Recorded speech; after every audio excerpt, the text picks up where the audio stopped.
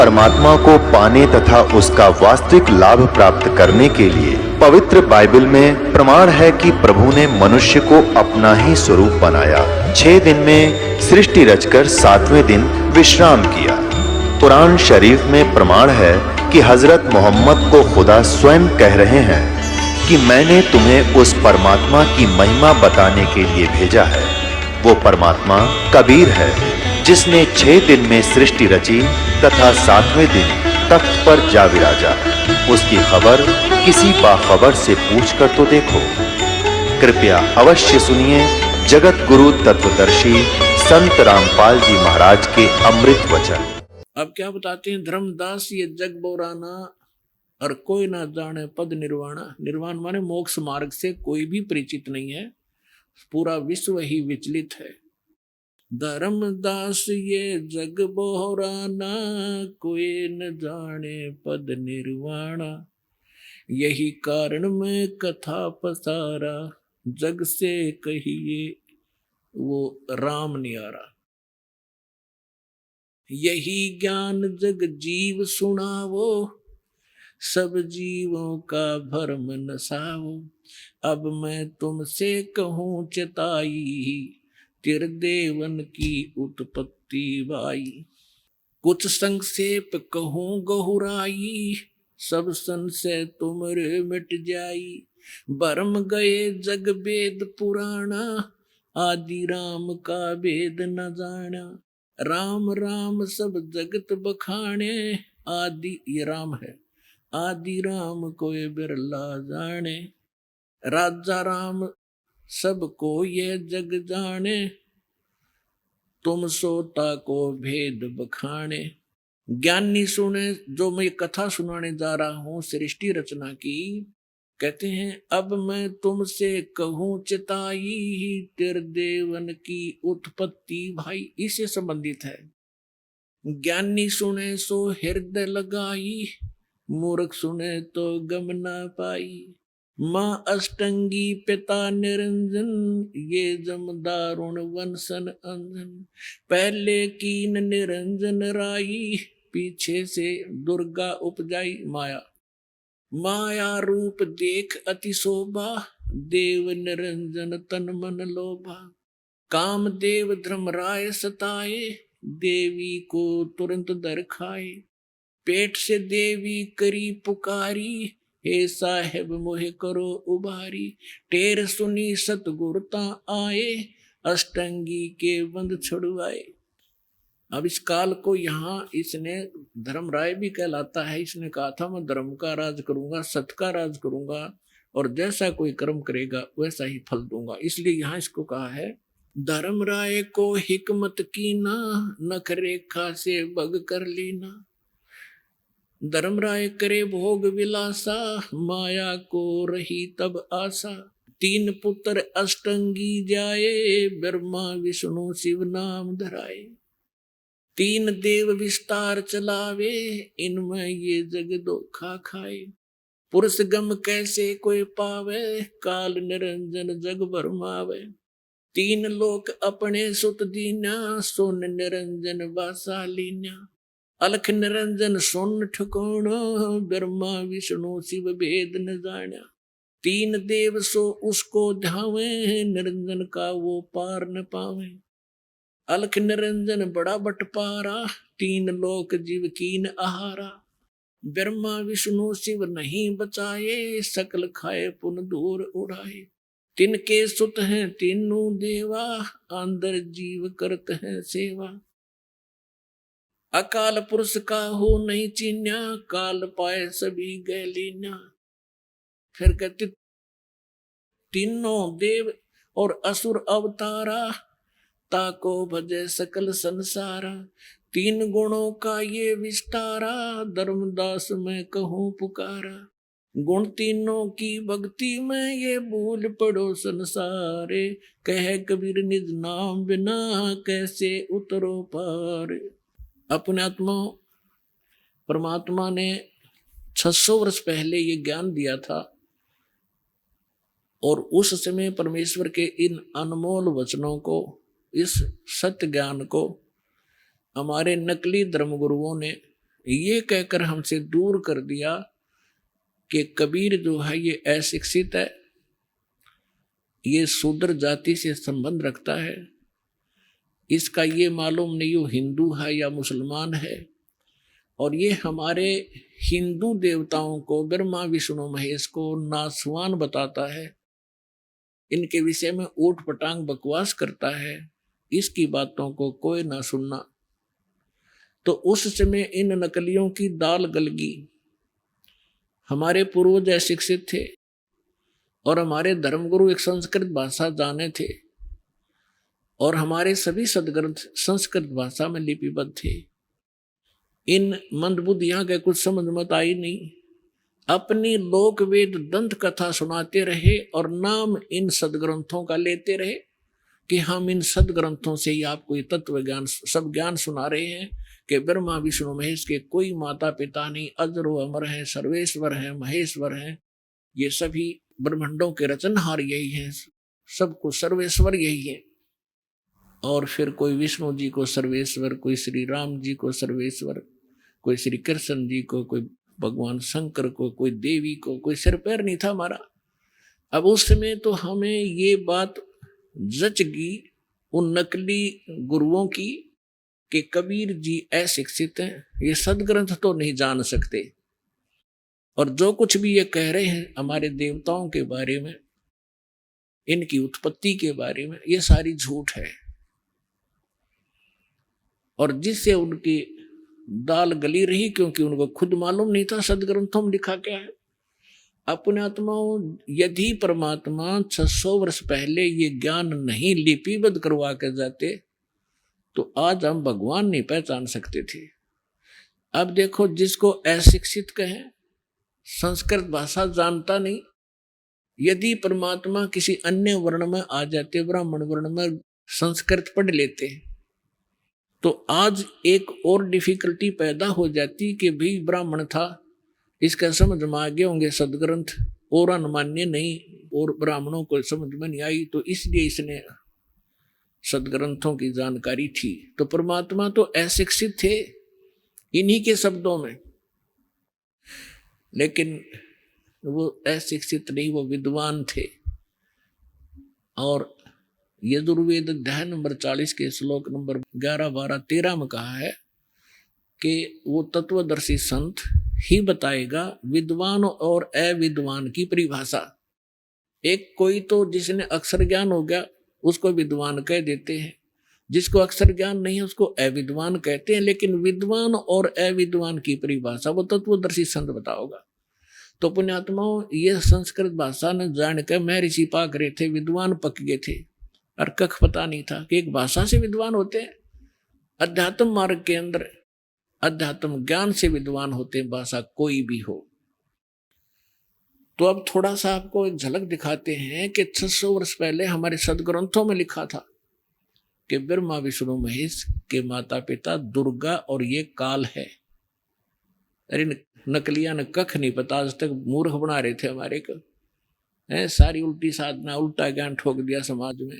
आज इस दास के लिए इतनी डिफिकल्टी पैदा हो रही है इस बिगड़े हुए सांग को रीसेट करने के लिए, क्योंकि शिष्य जो हो किसी भी मजहब धर्म या किसी संत के, जो ये ज्ञान सुनते हैं उनको भी अच्छा नहीं लगता, लेकिन प्रमाण देखकर वो जाते हैं, तो कुछ उनको विश्वास होता है तो कहाँ जाते हैं, अपने गुरु जी से पूछते हैं।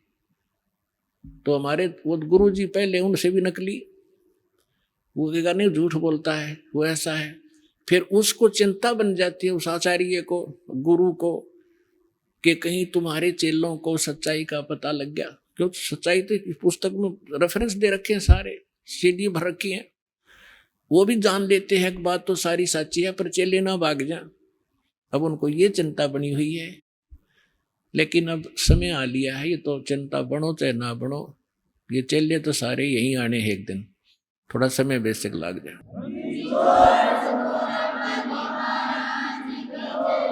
तो अब आपको परमात्मा ने दया करी आपके ऊपर, आपको शिक्षित किया और सदग्रंथ अनुवादित नीचे करवा रखे, यह भी कमाल की बात। इसके विषय में सूक्ष्म वेद में कहा है मोती मुक्ता दर्शत नाही, ये जग है सब अंदरे, दिखत के तनैण चश्म इनका फेरा मोतिया बंदरे। ये दिखे थे विद्वान और संस्कृत भाषा चारों वेद कंठस्थ याद कर रखे, गीता जी को पूरे 18 के 18 अध्याय गोट रखे, और इन्हें कख नहीं पता इसमें लिखा क्या है। तो इसके विषय में कहा है कि ये दिखे थे विद्वान, बड़े संस्कृत बोलनीय, और इनका मोतियाबिंद था अज्ञान रूपी। किसी को मोतियाबिंद हो जाता है तो उसकी आंख तो बिल्कुल साफ दिखाई देती है, किसी ने खूब दिखता होगा, तो दिखता कुछ नहीं। तो ये दिखे थे विद्वान और इनका था मोतियाबिंद, अज्ञान था, पूर्ण रूप से अज्ञान था इनके अंदर। सभी हमारे धर्म गुरुओं में हमारे सदग्रंथ क्या बता रहे हैं, और ये 600 वर्ष पहले भगवान बता के गए थे।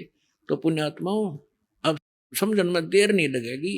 Who is God, Kabir is God. अभी दिखाता हूं आपको, ये देखिएगा, ये शिव पुराण है।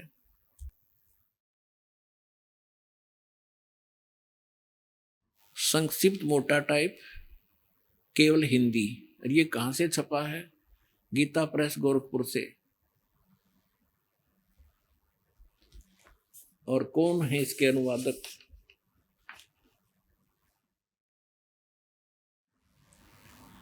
संपादक हनुमान प्रसाद पोदार।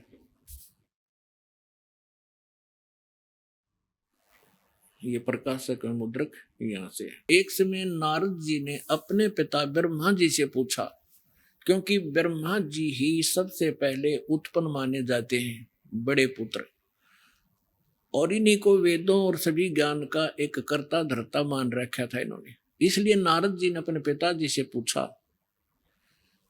अब देखिएगा, ये है रुद्र संहिता। रुद्र संहिता और ये संक्षिप्त शिव पुराण 98 पृष्ठ से हम शुरू करेंगे नीचे तक। और ये 5वां अध्याय है रुद्र संहिता का, यह एंड हो गया।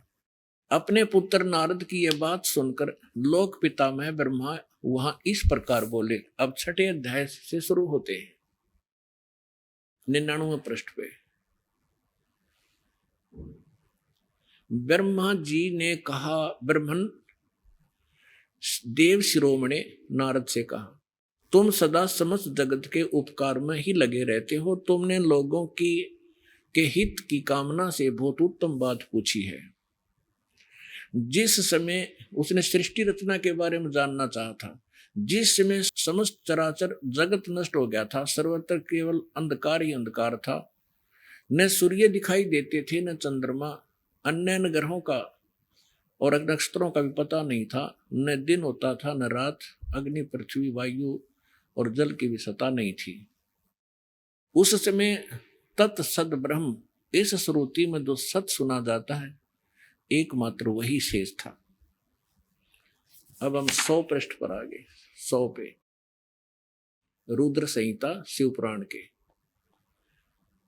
जिस परब्रह्म के विषय में, ये ब्रह्मा जी ज्ञान बता रहे हैं, जिस परब्रह्म के विषय में ज्ञान और अज्ञान से पूर्ण, यानी कुछ सच्ची कुछ झूठी, मैं बताने जा रहा हूं। ब्रह्मा जी कह रहे हैं कि जिस परब्रह्म के विषय में कुछ ज्ञान कुछ अज्ञान पूर्ण युक्तियां सुनी जाती हैं, वो बताता हूं, यानी कुछ सच्ची कुछ झूठी। जिस परब्रह्म के विषय में ज्ञान और अज्ञान से पूर्ण उक्तियों द्वारा इस प्रकार विकल्प किए जाते हैं, उसने कुछ काल के बाद द्वितीय की इच्छा प्रकट की। अपने भीतर एक से अनेक होने का संकल्प उदित हुआ। तब उस निराकार परमात्मा ने अपनी लीला शक्ति से अपने लिए मूर्ति की कल्पना की, यानी साकार में आए। तो कौन बन गए? जो मूर्ति रहित परम ब्रह्म है, उसकी मूर्ति भगवान सदाशिव हैं। अर्वाचीन और प्राचीन विद्वान उन्हीं को ईश्वर कहते हैं। उस समय एकाकी रहकर स्वेच्छा अनुसार विहार करने वाले उन सदाशिव ने अपने विग्रह से स्वयं ही एक स्वरूप भूता शक्ति की सृष्टि की, जो उनके अपने श्री अंग से कभी अलग होने वाली नहीं थी। उस पराशक्ति को प्रधान प्रकृति गुणवती माया बुद्धि तत्व की जननी तथा विकार रहित बताया गया है। वह शक्ति अंबिका कही गई है, ये दुर्गा, और नित्य और मूल कारण भी कही गई है, जिसको प्रकृति सर्वेश्वरी और त्रिदेव जननी, त्रिदेव ब्रह्मा विष्णु महेश के उत्पन्न करने वाली उनकी माता नित्या और मूल कारण भी कहते हैं। सदाशिव द्वारा प्रकट की गई उस शक्ति के 8 भुजाएं हैं। हो गया क्लियर? अपने आत्माओं, कमाल की बात है। देवी पुराण में 3रे स्कंद में ब्रह्मा जी अपने पुत्र नारद से बता रहा है कि जब मैं कमल के फूल पर बैठा था, मुझे नहीं मालूम मैं कितने उत्पन्न हो गया, कौन मेरा जनक है। आकाशवाणी हुई, फिर मैंने 1000 वर्ष तक तप किया, फलान किया। अब जब उसने अपने जन्म का नहीं बीरा, और बताओ परब्रह्म और फलाने की सृष्टि फलान जैसा भी है, क्योंकि कारण क्या था कि परमात्मा प्रत्येक युग में आए, और सबसे पहले जब आए थे वो परमात्मा सबसे पहले ब्रह्मा जी से मिले थे, और ब्रह्मा जी को यह सृष्टि रचना सुनाई थी, और ये काफी प्रभावित हुआ था। परमात्मा ने इसको ओम नाम दिया था जाप करने का। फिर परमात्मा गए थे विष्णु जी के पास, विष्णु जी ने भी काफी प्रभाव से बड़ी लगन से ज्ञान सुना था, और शिष्य हुए थे। प्रथम मंत्र उनको हरियम नाम दिया था परमेश्वर। और तीसरी बार शिव जी के पास भी गए थे, शंकर भगवान के पास, उन्होंने भी ज्ञान सुना था, और उनको उन्होंने परमात्मा ने, जो वेदों में भी मंत्र नहीं है, वो सोहम मंत्र दिया था। तो यहाँ गरीबदास साहब ने बताया है कबीर साहब से मुख कमल से सुनकर कि हम बैरागी ब्रह्म पद सन्यासी महादेव और सोहम मंत्र दिया शिव जी को, करे हमारी सेव। तो ये तीनों भगवानों को परमेश्वर आकर मिले थे संत रूप में, और इन्होंने पहले तो ज्ञान ग्रहण किया, क्योंकि ज्ञान सुना, सृष्टि रचना सुनी। फिर पीछे से काल ने इनके मन में ऐसा भूत बांट दिया और ऐसी प्रेरणा कर दी कि ये क्या जाने ये ऋषि वेदों और उनसे अलग से कहाँ से ज्ञान ले आया, वेद ही सर्वश्रेष्ठ है। तो दूसरी बार जब परमात्मा गए कि इनको आगे कुछ बढ़ाऊं, तो ब्रह्मा जी ने भी, विष्णु जी ने भी, शिव जी ने भी, तीनों ने उनका ज्ञान नकार दिया कि नहीं, जो वेदों में ज्ञान है हम उसी को मानते, उससे आगे हम नहीं मानेंगे। उसे हटकर जो आप बता रहे हो हमें समझ में नहीं आ रहा। लेकिन वो जो सृष्टि रचना मालिक से सुनी थी, वह ऊट पटांग अटपट करके अब यहाँ सुनाई उसने, कुछ सच्ची कुछ झूठी। अब उसका एक झलक है ये आपके सामने, देखिएगा। अब ये क्या कहते हैं ब्रह्मा जी, 100 पृष्ठ पर हम पढ़ रहे हैं रुद्र संहिता के ये क्या कह रहे हैं कि जो मूर्ति रहित परम ब्रह्म है, उसकी मूर्ति भगवान सदाशिव है। ये काल कैसे छल करता है, इसने कसम खा रखी है, प्रतिज्ञा कर रखी है कि मैं अपने वास्तविक रूप में कभी किसी को दर्शन नहीं दूंगा। तो किसी को ये शिव रूप में दर्शन दे देता है, किसी को अपने पुत्र विष्णु के रूप में, किसी को अपने पुत्र शंकर यानी ब्रह्मा के रूप में। तो इस प्रकार यहां ब्रह्मा जी विचलित है, इसको सदाशिव कह रहा है। अब देखिएगा, ये है ये काल भगवान, आगे स्पष्ट होगा इसी में। वो भगवान सदाशिव है। अर्वाचीन और प्राचीन विद्वान उन्हीं को ईश्वर कहते हैं। उस समय एकाकी रहकर सब इच्छानुसार विहार करने वाले सदाशिव ने अपने विग्रह से, शरीर से स्वयं ही एक स्वरूप भूता शक्ति की सृष्टि की।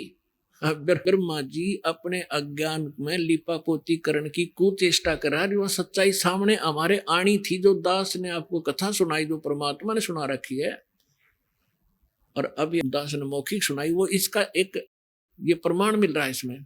ये क्या कह रहा है कि सदाशिव ने, काल भगवान ने अपनी इच्छा से अपने अंदर से एक लड़की उत्पन्न की, और वह दुर्गा कहलाई। खाक है ये। अब देखो, अब उसने ये कैसे पता लग गया, ऐसे हुआ जब वो खुद का मन्ना अपने जन्म का ना बेरा उसकी बताने लग रहा अपने बाप की। तो ये तुक्के मारे परमात्मा से सुनकर इसने उलझाने की चेष्टा की, लेकिन सच्चाई छुपया नहीं करती। चोर चुरावे तूंबड़ी गाड्डे पानी में, वह गाड्डे वह ऊपर, सच्चाई छानी ना। अब देखो, ये आपको पर रहम हुआ है। उस समय एकाकी रहकर स्वेच्छानुसार विहार करने वाले सदाशिव ने, काल ने, अपने विग्रह माने शरीर से स्वयं ही एक स्वरूप भूता शक्ति की सृष्टि की, जो उनके अपने श्रीअंग से कभी अलग होने वाली नहीं थी।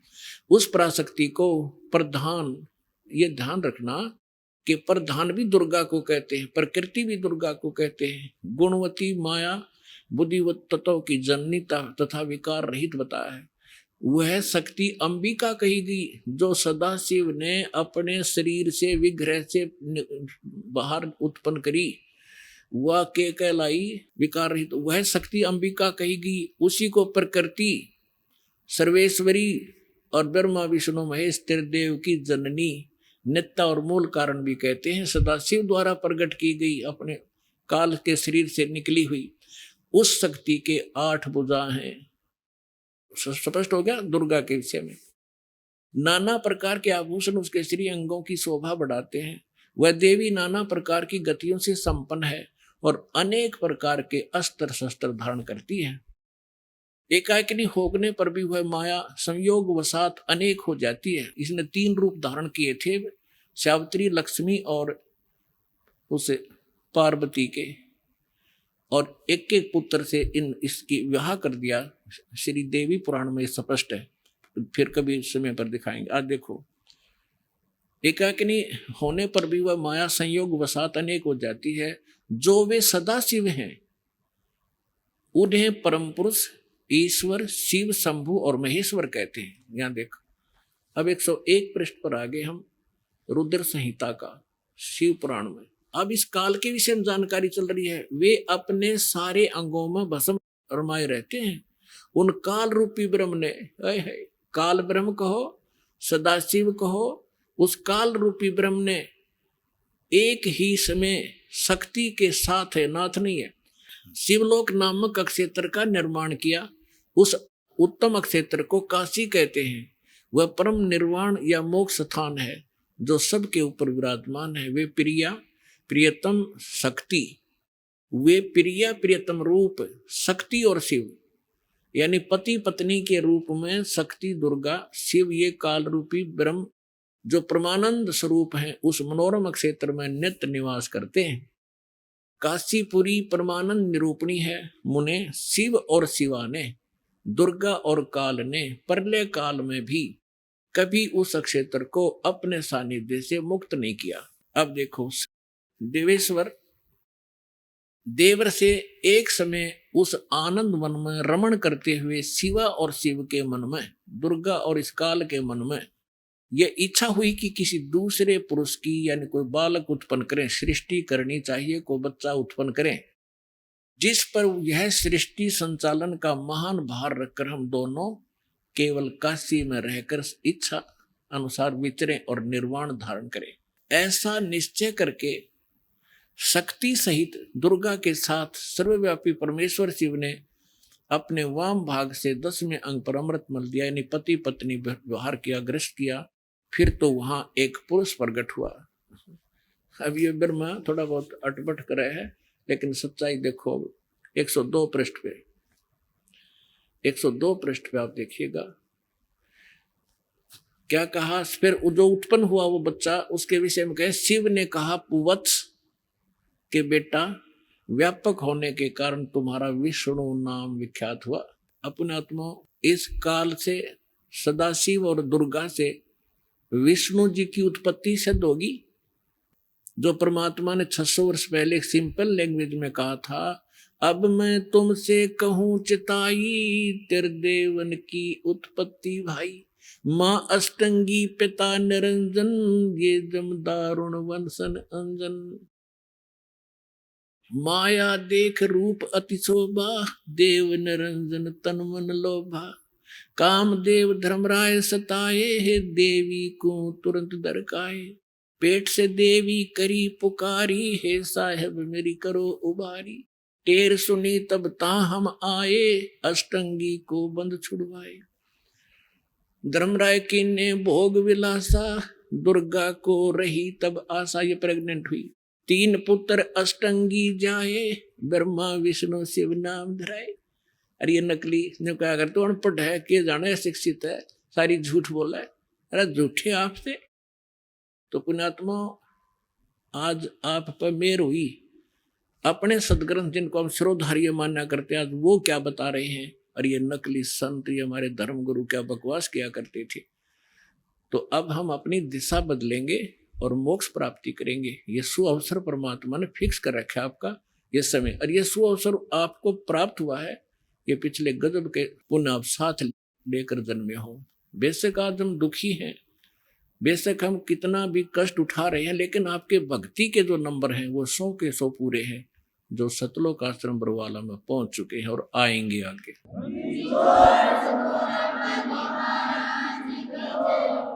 अब यहाँ आपने देख लिया विष्णु जी की उत्पत्ति तो दुर्गा और काल से होगी। अब ब्रह्मा जी क्या बताते हैं, देखिए 103 पृष्ठ पे, ये 103 पृष्ठ है रुद्र संहिता। अब ब्रह्मा जी कहते हैं देवर से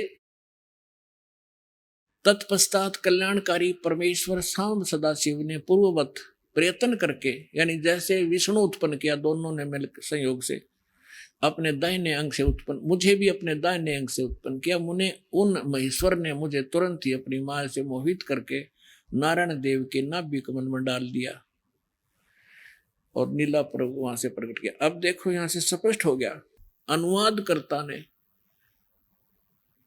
थोड़ी सी यहां गड़बड़ कर दी। सदाशिव ये शिव का पुजारी था कोई अनुवाद करता इस शिव पुराण का, तो इसने यहां विष्णु जी की उत्पत्ति निर्भय लिख दी और ब्रह्मा जी की उत्पत्ति भी लिख दी सदाशिव और दुर्गा से। उसने ये नहीं पता दुर्गा कौन है, शिवा कौन थी। तो अब यहां वो हिचक गया कि शिव से शिव की उत्पत्ति कैसे हो सकती है। तो कहते हैं चोर चुरावे तू बड़ी और गड्ढे पानी में वो गड्ढे ऊपर आवे, जो सच्चाई छानी ना। तो इन सदग्रंथों में वो सारा प्रमाण आपके रूबरू करता हूं। अब देखिएगा 110 पृष्ठ पे क्या कहा है, ये रुद्र संहिता ही है और शिव पुराण ही चल रहा है, ये शिव पुराण ही चल रहा है 110 पृष्ठ पे। अब यहां से हम पढ़ेंगे इस प्रकार सारा विवरण कहकर यहां कहा कि इस प्रकार ब्रह्मा विष्णु और रुद्र इन 3 देवताओं में गुण है, यानी रजगुण ब्रह्मा, सतगुण विष्णु, तमगुण शिव है। और परंतु शिव गुणातीत माने गए हैं। यो शिव है, यो इनका पिता है, इनका शिव ना समझ में आया। अब आपको फिर से दिखाते हैं, अब आपको दिखाते हैं विद्वेश्वर संहिता इसके 24 पृष्ठ से। अब एक समय ब्रह्मा और विष्णु का आपस में युद्ध हो गया। किस बात पर हो गया?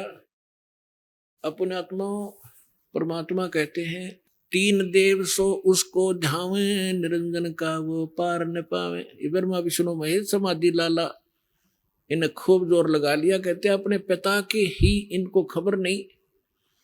और ये क्या कैसे छल करता है कि जैसे ऋषि महर्षियों ने समाधिस्थ होने की चेष्टा की, किसी को ब्रह्मा जी के रूप में दर्शन दे दिए, तो उसने सबके साथ सबके सामने एक ये प्रमाणित कर दिया अपने अनुभव से कि ये जो ब्रह्मा जी है, जो उनके समक्ष देवता थे, कि ये ही सर्वेश्वर है। मैंने समाधि दशा में इसके दर्शन किए हैं। ये छुपाए बैठे अपने आप को, ये सृष्टि रचने वाले हैं, प्रजापिता हैं, सबके जनक हैं।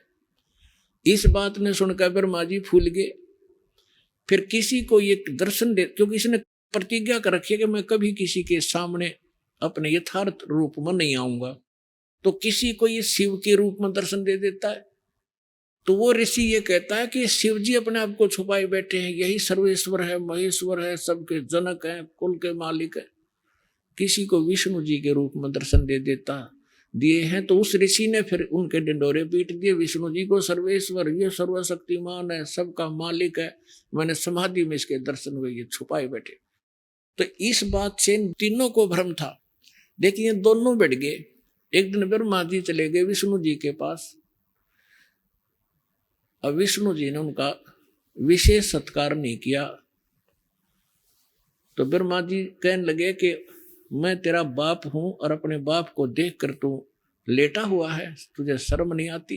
विष्णु जी कहने लगे कि आजा बेटा बैठ जा, मैं तेरा बाप हूं और तू मेरी नाभि कमल से उत्पन्न हुआ है। ब्रह्मा जी कहते सारी सृष्टि का मैं रचनहार हूं, मैं प्रजापिता हूं, तू मेरा पुत्र है। इस बात की इनकी काफी झगड़ा हो गया। कहने का भाव ये है कि फिर इस काल ने बीच में इनका एक लिंग खड़ा कर दिया सतम तेजों में, और इतना लंबा वोट, ये लड़ना भूल गए, युद्ध भूल गए, और उसकी एंड को खोजने के लिए ऊपर नीचे चल पड़े। जो भी लंबी कथा, फिर ये स्वयं आ गया अपने पुत्र शिव जी का रूप धारण करके, और फिर इनको ज्ञान देने लग गया। अब देखिएगा विद्वेश्वर संहिता 25 पृष्ठ पे या 24 से पढ़ेंगे हम। ये दोनों ब्रह्मा जी और विष्णु जी झगड़ा कर रहे थे, इनके बीच में सतम खड़ा कर दिया इसने। अब यहाँ ये प्रश्न उत्तर करने लगे, फिर खुद आ गया ये शिव रूप धारण करके। फिर इनके प्रश्न उत्तरी होते, यहां से ज्ञान होगा इनके ब्रह्मा विष्णु महेश के पिता का। ब्रह्मा और विष्णु ने पूछा, प्रभु सृष्टि आदि 5 कर्तों के लक्षण क्या है, यह हम दोनों को बताइए। भगवान शिव बोले, मेरे कर्तव्यों को समझना अत्यंत गहन है, यद्यपि तथापि मैं कृपा पूर्वक तुम्हें उनके विषय में बता रहा हूं। अब ये सारा कुछ बताते हैं, सृष्टि, पालन और संहार, तिरोभाव, अनुग्रह, ये मेरे 5 करते हैं। अब हम 26 पृष्ठ पे आ गए। अब यहां पढ़ेंगे 26 पृष्ठ के। अब ये काल क्या बोला उन दोनों को, ब्रह्मा जी और विष्णु जी को, कि पुत्रों तुम दोनों ने तपस्या करके प्रसन्न हुए मुझ परमेश्वर से सृष्टि और सतिथि नामक 2 कृत यानी 2 विभाग प्राप्त किए हैं। सृष्टि और सतिथि प्राप्त किए, ये दोनों तुम्हें बहुत प्रिय है। इसी प्रकार मेरी विभूति स्वरूप यानी मेरे जैसी शकल के रुद्र और महेश्वर ने भी, ने है यूमैनी, 2 अन्य उत्तम कृत संहार और तिरोभाव मुझसे प्राप्त किए। अब देखो, 2 तो ये पुत्र ब्रह्मा विष्णु हो गए, और 2 रुद्र और महेश्वर हो गए, तो 5वां कौन है? यो इनका पिता है, यो काल, यो सदाशिव काल रूपी ब्रह्म। अब यही सिद्ध करना था आगे। और देखो अब यहां आगे क्या बताया है, मैंने पूर्व काल में अपने स्वरूप भूत मंत्र का उपदेश किया है, जो ओंकार के रूप में प्रसिद्ध है। वह महामंगलकारी मंत्र है। सबसे पहले मेरे मुख से ओंकार यानी ओम प्रकट हुआ, जो मेरे स्वरूप का बोध कराने वाला। ओंकार वाचक है, मैं वाच्य हूं। यह मंत्र मेरा स्वरूप ही है। प्रतिदिन ओंकार का निरंतर स्मरण करने से मेरा ही सदा स्मरण होता है। मेरे उत्तरवर्ती मुख से अकार का, पश्चिम मुख से उकार का ए ऊ मैं, और दक्षिण मुख से मकार का, पूर्ववर्ती मुख से बिंदु का, मध्यवर्ती मुख से नाद का प्राकट्य हुआ। इस प्रकार 5 अवयव से युक्त ओंकार का विस्तार हुआ है। इन सभी अवयव से एकीभूत होकर यह प्रणव यानी ओम नामक एक अक्षर हो गया। अब इससे एक और बात साथ सिद्ध होगी गीता ध्यान मराठ के श्लोक नंबर 13 में। यही गीता ज्ञानदाता भी ये काल है, ब्रह्मा विष्णु महेश का पिता है। ये कहता है कि ओम इति एक अक्षरम ब्रह्म विहारण माम अनुसमरण ये प्रियाति तजन देहम सयाति परमाम गतिम। मुझ ब्रह्म का केवल ये एक ओम अक्षर है, और जो इसका अंतिम सांस तक सिमरण करता है, शरीर छोड़कर जाता, इस ओम से मिलने वाली परम गति को प्राप्त होता है। तो ये सिद्ध हो गया कि ये काल जो है ये ब्रह्मा विष्णु महेश का पिता है, और दुर्गा इनकी माता है। इतना ही सिद्ध करना। अपने आत्मा जब धर्मदास जी इन सभी तथ्यों को और प्रमाणों को सुनकर परमात्मा को सतलोक में देखकर वापस आकर के उन्होंने कहा कि हे मालिक, हम तो गणे नीच हैं, हम तो महापराधी प्राणी हैं, और आपने कैसे दया करी हमारे ऊपर, फिर से आके संभाल लिया दाता। हमने तो ऐसा जुल्म किया था, हमारी तरफ कोई झांका नहीं, और आप तो बड़े दयालु हो। आप फिर भी हम दुष्टों के पास आ गए, अरे ऐसे गंदे लोक में इसे बढ़िया लोक ने छोड़ के। तो हे परमात्मा, आपका कैसे आना हुआ, और काल ने आपके साथ क्या विरोध नहीं किया, आप कैसे कैसे आए? तो परमात्मा बताने लगे कि सबसे पहले जब मैं आया, यहाँ हाहाकार मच गया, ये मेरी आत्मा है सारी। अब माता पिता के बालक कोई बिगड़ जाए, वो कितनी गलती कर रहा है, और फिर वो दुख होता है उसको, कहीं जेल में पड़ जाए या कोई और किसी भयंकर स्थिति से गुजर रहा हो, तो माता पिता भी साथ दुखी होते हैं।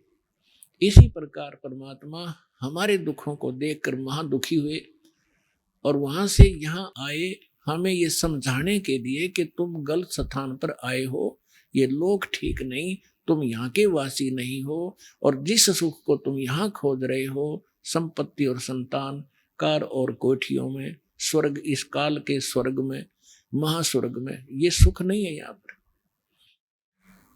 तो सबसे पहले परमात्मा ने बताया कि मैं वहां खड़ा हो गया आकर जहां ये काल 1,00,000 मानव शरीरधारी प्राणियों के सूक्ष्म शरीर को भूनता है, उसमें से गंध निकालता है, और ये जीव, ये ऊपर का कवर तो यहाँ रह जाता है, हम इसके अंतिम संस्कार में लगे रहते हैं, 100 क्रियाएं फंड करवाते हैं ये नकली, और जीव वहां पर दुर्गति को प्राप्त हो रहा होता है जो सत साधना नहीं करके जाता। तपस्या पर भुनने जाते हैं, वहां चटक मटक जीव होते हैं, हाहाकार मच जाती है, मरते नहीं सूक्ष्म शरीर में, पर पीड़ा घनी होती है।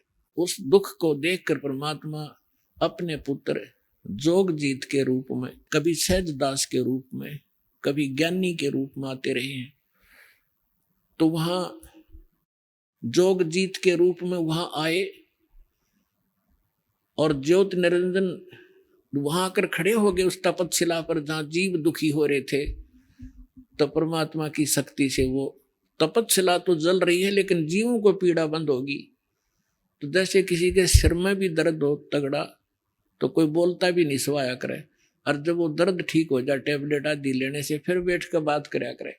तो पहले वो बुरी तरह तड़फ रहे थे, हाहाकार माज रही थी, जब एकदम शीतल हो गए और ऐसे बैठकर देखा सामने चांद सा चेहरा उस परम पिता का, सुंदर मुखड़ा देखकर वो बड़े खुशी हुए और शीतलता महसूस हुई। तब उन्होंने सोचा ये भगवान आ गया। तो उन्होंने पूछा कि यहाँ ये तो एक दृढ़ कर ही रखा है कि जैसे कर्म करेगा वैसा फल मिलेगा। तो वहां उन्होंने पूछा, क्योंकि वहां ब्राह्मण भी वही भूनने जा रहे थे, गुरु जी भी चेले भी सारे इकट्ठे भुने थे। तो उन्होंने पूछा कि हे परमात्मा, हम यहाँ कौन से कर्म का दंड भोग रहे हैं? तब परमेश्वर ने कहा कि ये इस लोक का कर्म नहीं, तुमने सतलोक में पाप कराया था, उसका दंड है ये। तुम वहां उस भरी थाली का ठोकर मार के आए थे, उस सुख को छोड़कर आए थे उस इस काल के लोक में, वो दंड तुम भोग रहे हो। तब परमात्मा ने उनको सृष्टि रचना सुनाई, उनके वहां फंसने का कारण बताया। तो सभी जीवों ने कहा, भगवान हम इस गंदे लोक से निकाल लो। परमात्मा ने उनको शिक्षा दी कि जिस संपत्ति को आप अपनी मानते थे वो कहाँ है, क्या लाए साथ उठाकर? तुम्हारे साथ धोखा कर रखा है इस काल ने, तुम मानते नहीं हो। तो तब तो वहां तो सारे फंस रहे थे, हाथ जोड़े ने कह जी अब बता दो, अब ले चलो सतलोक, अपने पीछा छुड़वा दो। परमात्मा बोले ऐसे नहीं, जब तुम जाए धरो जग नर देहा, तब तुम करना मम संत सत शब्द स्नेह। जब तुम नीचे जाकर मनुष्य शरीर प्राप्त हो और मेरा संत कोई ये सत्संग और ये ज्ञान तुम्हें सुना रहा हो, तो मेरी शरण आ जाना, फिर मैं आपको पार करूंगा। ऐसे नहीं। इतनी बातें हो रही थी, तभी वो काल आ गया, उसका वो डिनर करने का समय हो गया। उसने समय फिक्स कर रखा है, इतने समय में ये सब भुन बांधकर ये वहां से उठ जाते हैं, फिर उड़ा दिए जाते हैं, और इनसे निकला हुआ गंध वहां रह जाता। आप देखते हो एक प्रारंभ में जो भी विकार करता है, कोई बीड़ी पीने लगता है, कितना दुख होता है उसको, और आप कितने बीड़ी पीते हैं? ये जबरदस्ती करवा देता है। मांस खाते हैं, शराब पीते हैं, कोई सुल्फा पीता है, कोई अटपट करता। तो इसलिए ज्यादा से ज्यादा विकार करवाता है, ताकि इनके सूक्ष्म शरीर में ये ज्यादा गंध भर जाए, और उस उतना ही गंध अधिक निकलेगा वहां तपस्या पे। तो उसका एक पात्र है, ऑटोमेटिकली वो भर जाता उस गंध से, फिर उसको खाता है ये।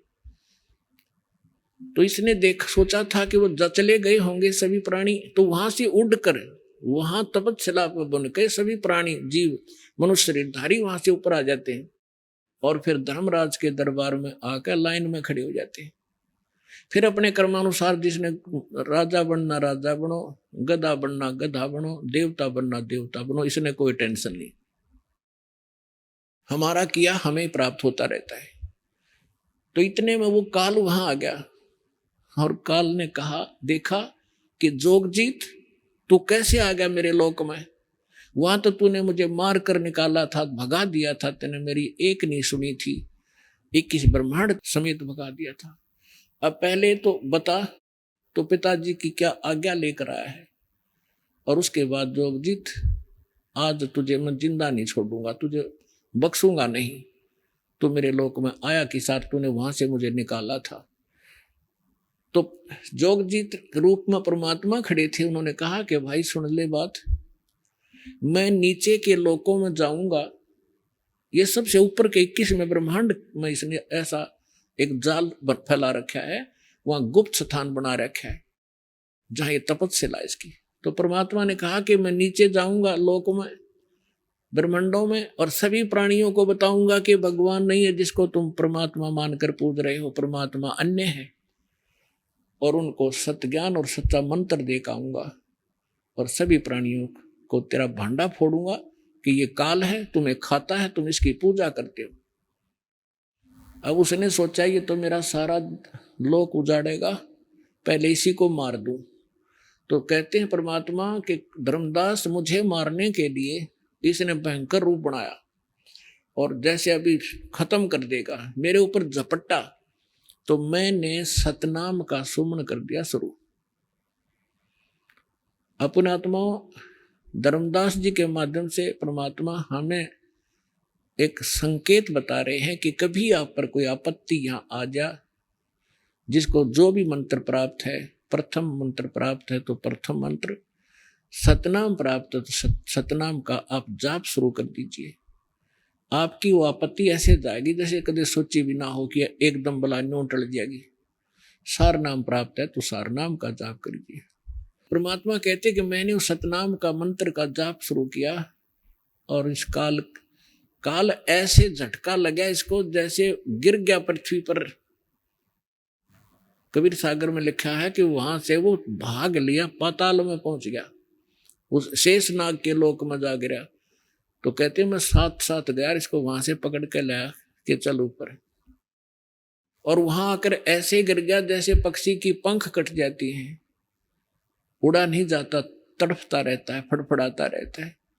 ऐसा असहाय हो गया। जब इसने देखा कि इसके पास कोई जबरदस्त शक्ति मंत्र है तो इसने चापलूसी की और मेरे चरण पकड़ दिए नीचे आके और कहा कि तू मेरा बड़ा भाई, मैं आपका छोटा भाई। छोटे तो हमेशा जो है शरारत करते हैं, गलतियां करते हैं, और बड़े तो अक्षमा ही किया करते हैं। आप मुझे माफ कर दो, मैं तो आपको पिता के तुल्य मानता हूं। तो परमात्मा कहते मैंने कहा कि बोल क्या क्या चाहता है तू। तब इसने मुझे वचनबद्ध किया कि वचनबद्ध हो तब मैं मांगू। परमात्मा ने कहा, परमात्मा को पता था कि मांगेगा बालक। परमात्मा कबीर जी बोले कि ठीक है, मैं वचनबद्ध हो गया, मांग क्या मांगता भिखारी। तब इस काल ज्योति निरंजन ने कहा कि 3 युगों में जीव कम ले जाना, और चौथा युग जब कलयुग आवे तब तब शरण जीव बहु जावे। ऐसा वचन हर मोह दीजिए, तब संसार गमन तुम कीजिए। इसने क्या मांगा कि 3 युगों में सतयुग त्रेता द्वापर माही, तीनों युग जीव थोड़े जाही। और फिर क्या मांगा कि परमात्मा जब भी कलयुग में आप आओ और अपना ज्ञान सुनाकर अपना बनाकर आप जीव ले जाना। आपके ज्ञान को माने वो तुम्हारा हो जोगजीत, और जो हमारे यानी काल के ज्ञान को माने वो हमारा हो, आप बाई फोर्स ना ले जाना। तो परमात्मा ने कहा बाई फोर्स ले जाना हो तो मैं वैसे ले जाऊं। अब ये वहां से नहीं टेके, जब ये सारा संपन्न थे, अब कैसे रुक जाएंगे इसको वैसे ले। जैसे हजरत मोहम्मद जी को परमात्मा लेकर गए बगैर ज्ञान समझाए, वहां जाकर फिर इसने नीचे की सारी प्रभुता इनके पास थी, वहां रुके नहीं, नीचे आ गए। तो परमात्मा ने को पता था कि सबको ऐसा ज्ञान से रंगूंगा, सच्चाई से, तब इनकी एक प्रबल इच्छा जागेगी। जैसे हमारी यहाँ इसके साथ आने की प्रबल इच्छा हुई थी, ऐसी प्रबल इच्छा आपकी उत्पन्न होगी सतलोक जाने की।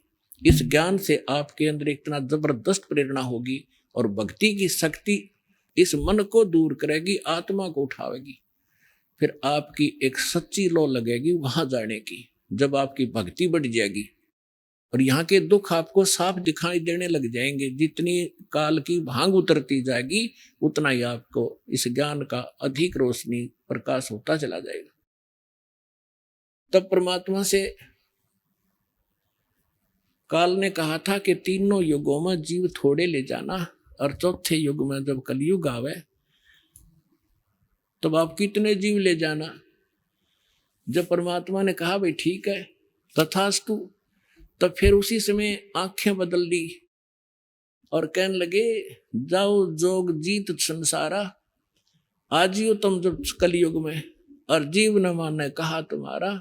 हम इन सभी जीवों को ऐसा अज्ञान से भर देंगे, देवी देव और देवल पुजाऊं,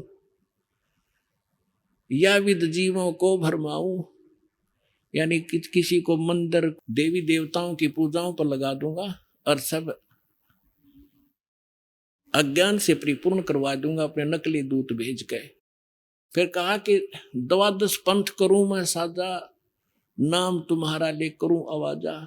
12 पंथ नाम जो ले ही, वो हमरे मुख आन समोई, और जाओ जोग जीत संसारा, जीव न माने कहा तुम्हारा। आइए अब हम उन श्रद्धालुओं के अनुभव जानते हैं जो जगत गुरु तत्वदर्शी संत रामपाल जी महाराज जी से दीक्षा प्राप्त कर चुके हैं तथा उनके द्वारा बताए गए भक्ति मार्ग पर चल रहे हैं। नमस्कार जी। नमस्कार जी। क्या नाम है सर आपका? मेरा नाम प्रीतम दास। प्रीतम जी, कहाँ के रहने वाले हैं आप? मैं गांव बड़म, रोहतक, हरियाणा का रहने वाला हूँ। प्रीतम जी, आपने संत रामपाल जी महाराज से नाम दीक्षा कब ली? मैंने संत रामपाल जी महाराज से नाम दीक्षा सन 2003 में ली। संत रामपाल जी महाराज से नाम दीक्षा लेने से पहले क्या आप कोई भक्ति साधना भी करते थे? जी, मैं बचपन से ही शेरावाली माता और शिव जी भगवान की और हमारे कुल देवता दादा श्याम जी की भक्ति करता था। सर, आप शेरावाली माता की, शिवजी भगवान की और अपने कुल देवताओं की भक्ति करते थे, तो इन सब से आपको क्या क्या लाभ हुए? लाभ का तो जी पहली बात तो ये पता ही नहीं था कि लाभ क्या होता है और इसमें हानि क्या होती है। कि जो भी हमारे पूर्वज, हमारे दादा परदादा जो करते आ रहे थे, उन्हीं को देखते देखते भी हम भी यही पूजा पाठ करने लग गए। तो बस काम तो बस ऐसे ही चल रहा था, दुख भी साथ में इतने ही थे और लाभ तो बस नाम मात्र ही था। मतलब 1-1 रुपए की तंगी रहती थी घर में। सर, आपने बताया कि पहले की भक्ति साधनाओं से लाभ हानि की कुछ ज्यादा समझ आपको नहीं थी, बल्कि आपकी नॉर्मल लाइफ में जो कुछ होता था उसे आप उन भक्ति साधनाओं का लाभ मान लेते थे, परंतु आपको उस भक्ति से नुकसान ज्यादा हो रहे थे। तो फिर इस दौरान आपको संत रामपाल जी महाराज की जानकारी कहाँ से मिली? संत रामपाल जी की जानकारी मैं आपको बताता हूँ। मेरे नाना जो कि संत रामपाल जी महाराज से नाम दीक्षित थे, वो करोथा आश्रम में जाते थे। तो उसके बाद वो हमारे घर पे आते थे। कबीर साहब के प्रति मेरा बहुत ही ज़्यादा वो था कि मैं कबीर साहब के बारे में जानने का इच्छुक था कि कबीर साहब के बारे में मेरे नाना जी कुछ बताएं। तो फिर मैं उस टाइम पे 9-10 वर्ष का था, तो मैं बीड़ी भी पीता था, हुक्का भी पीता था, और 1-2 शादी में मेरे को यार दोस्तों ने ड्रिंक भी पिलाई थी। मेरी माताजी को इस बारे में पता चलेगा, मेरे पिताजी को भी। तो मेरे माताजी ने मेरे नाना जी को बोला कि भाई ये तो नशे पते करने लग गया, बीड़ी भी पीने लग गया, दारू भी पीने लग गया। तो मेरा नाना जी बोला कि मैं इसको सत्संग में लेके जाऊंगा। तो मैं मेरे नाना जी के साथ सत्संग में गया था और वहाँ पे मैंने 2003 में संत रामपाल जी महाराज से नाम दीक्षा प्राप्त की थी। जैसा कि आपने बताया कि आपके माता पिता को ये परेशानी हुई कि आप नशा करने लग गए हैं और ड्रिंक भी करने लग गए हैं, तो क्या संत रामपाल जी महाराज से नाम दीक्षा लेने के बाद आपका नशा छूटा? और क्या आपको कोई अन्य लाभ भी संत रामपाल जी महाराज से नाम दीक्षा लेने के बाद प्राप्त हुए? नशा तो जी 2003 के बाद और आज 2023 है। मैं हुक्का, बीड़ी, नशीली पदार्थ और मांस मिट्टी को हाथ तक भी नहीं लगाता, पीने की तो बात ही दूर है। सबसे पहला लाभ तो मैं आपको ये बताना चाहता हूँ, संत रामपाल जी महाराज अपने सत्संगों में कहते हैं, जो सत भक्ति करता है, अगर किसी की मौत भी आनी हो तो परमात्मा अपने बच्चे की उस मौत को टाल के अपनी उम्र भी बढ़ा देता है। तो सन 2013 में मेरा जीवन खत्म होना था। 2013 के बाद मेरी उम्र बिल्कुल थी नहीं, तो परमात्मा ने अपने कोटे से मेरी उम्र बढ़ाई है। 2013 में मेरे को बिजली की चक्की गंडासे की जो मोटर होती है उससे करंट लग गया था और ये मेरा कान पकड़ लिया था। ये यहाँ से निशान भी है और मेरे ही हाथ में भी निशान है। ये निशान है इतना बड़ा, ये बिल्कुल तार कट गया था यहाँ पे।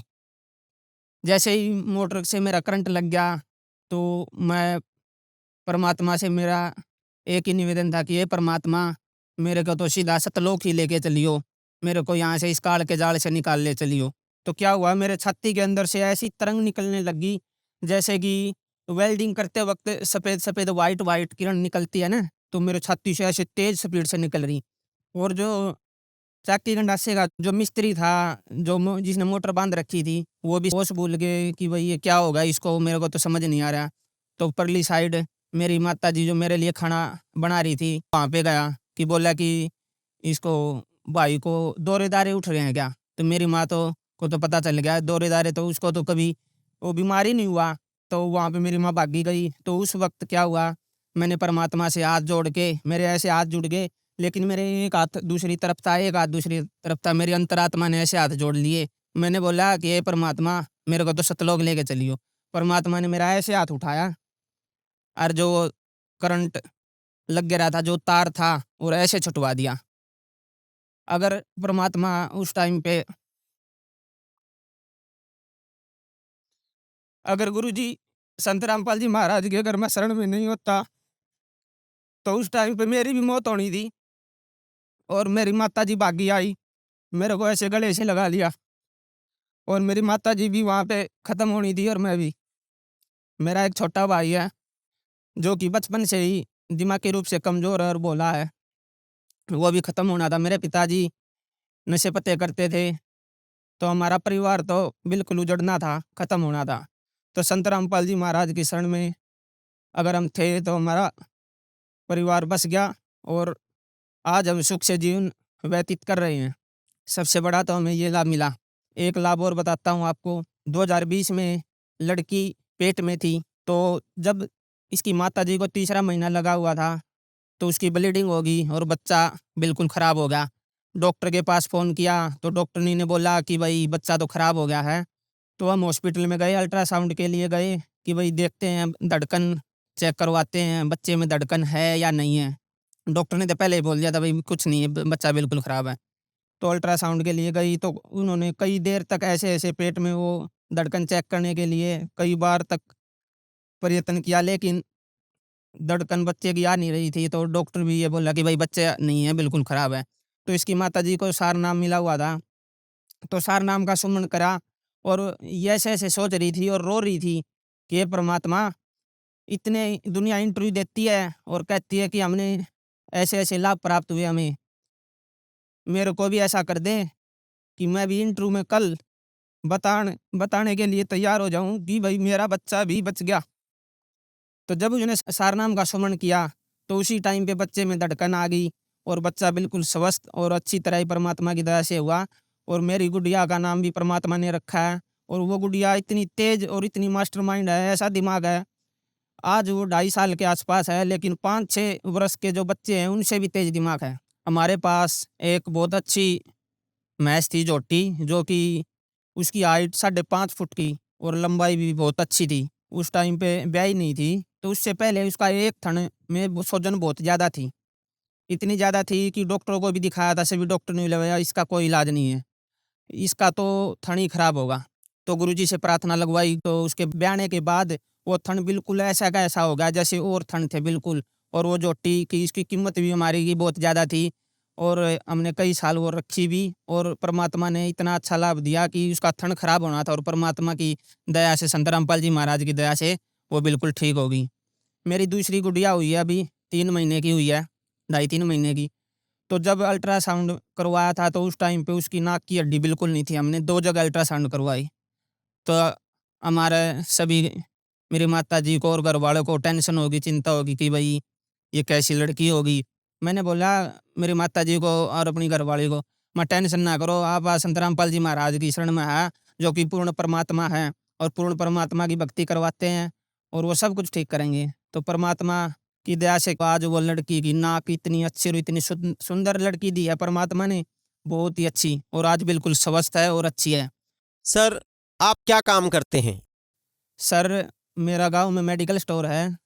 सर, आप मेडिकल साइंस से रिलेटेड हैं और आप ये कहते हैं कि संत रामपाल जी महाराज से नाम दीक्षा लेने के बाद आपको जीवन दान मिला। ये कैसे संभव हो सकता है? इस पर हम कैसे विश्वास करें?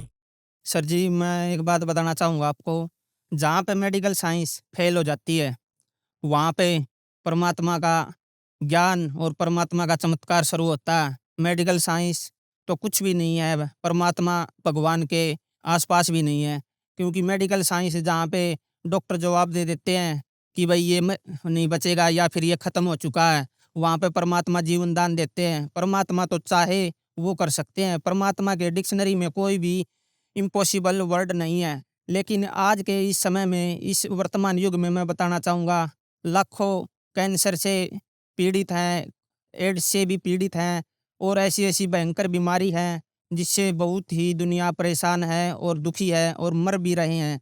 लेकिन आज जो संत रामपाल जी महाराज से नाम दीक्षित जिन्होंने ले रखा है, उनकी सभी की सभी बीमारियाँ ठीक होती है। कैंसर के रोग भी बिल्कुल ख़त्म और एड्स भी बिल्कुल ख़त्म। ऐसी-ऐसी भयंकर बीमारी है जो मेडिकल साइंस के पास इलाज ही नहीं है, और वो संत रामपाल जी महाराज से नाम दीक्षा प्राप्त करके, सत भक्ति करके, उन सत भक्ति से सभी की सभी बीमारियाँ कट जाती है और ठीक हो रहे हैं। ऐसे-ऐसे लाखों प्रमाण हैं।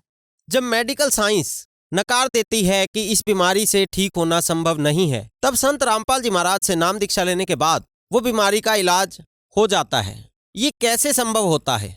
संत रामपाल जी महाराज शास्त्र विधि के अनुसार सत भक्ति और पूर्ण भक्ति और मोक्ष का मार्ग बताते हैं। संत रामपाल जी महाराज जो मंत्र देते हैं, उन मंत्रों में इतनी शक्ति है कि उन मंत्रों का जाप करने से हमारी सभी बीमारियां नष्ट हो जाती है, ख़त्म हो जाती है बिल्कुल। और हमें जो भी इस पृथ्वी पर जो हमें परमात्मा सुख देता है, वो हमें सर्व सुख प्राप्त होते हैं।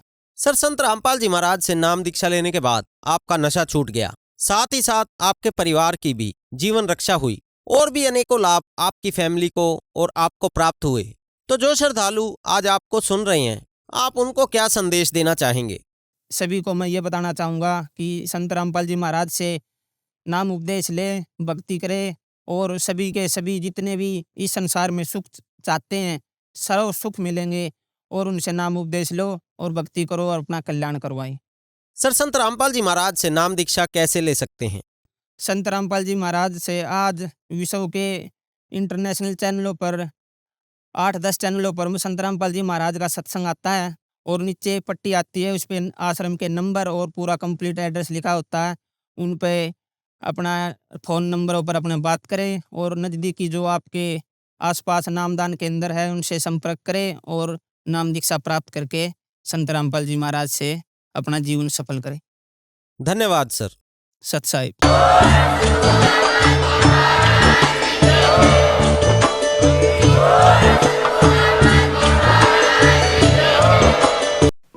आप सुन रहे थे जगत गुरु तत्वदर्शी संत रामपाल जी महाराज के मंगल प्रवचन। अधिक जानकारी के लिए संपर्क करें।